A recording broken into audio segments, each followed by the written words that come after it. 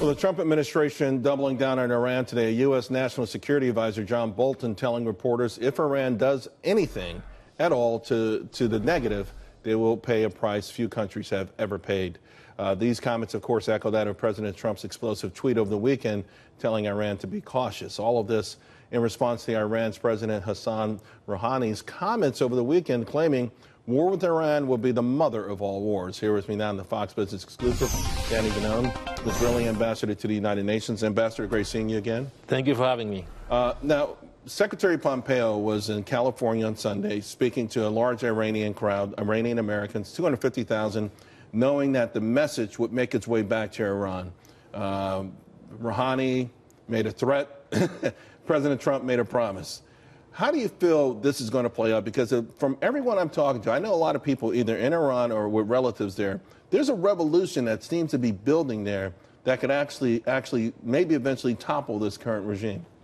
Well, I think they are panicking in Iran today. For the last few years, they were pampered by the international community. And all of a sudden, President Trump come in and say, that's it, that's enough. And in a few weeks, the U.S. will implement the sanctions. So they are panicking because of that. The Europeans will have to decide whether they are working with the U.S. economy or with the Iranian economy. I believe they will choose your economy. And I think we hear voices coming from Iran.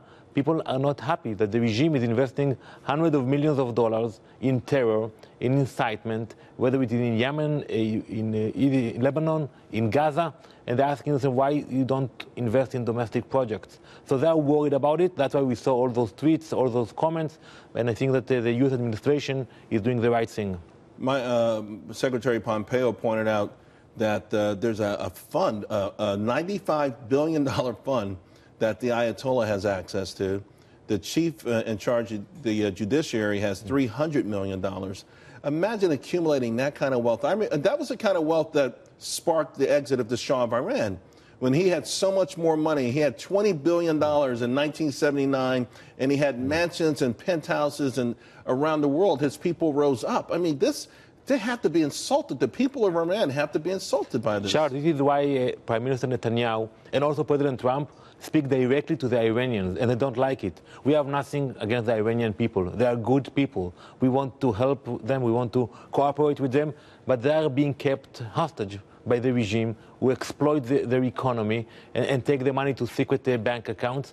And when they have some free money, they invest in Hamas, Hezbollah, terror cells around the world. Even in South America, you can find the fingerprints of Iranian money. Midday, there was some breaking news with respect to the Russia and Iranian forces being 100 kilometers, between the border of Israel and Syria.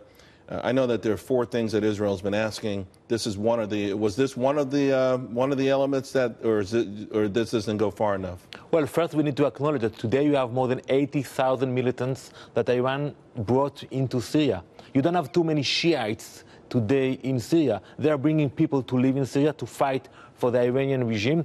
We will not accept the fact that they want to build their bases next to our borders. We think that the Iranians should leave Syria. They came in to support the regime to fight ISIS. ISIS has been defeated. So why they are staying there? They should go back to Iran. This is our position. And we send a very clear message that we will not allow them to build their bases next to our border. Ambassador, it's always great seeing you. Thank you very much, Charles.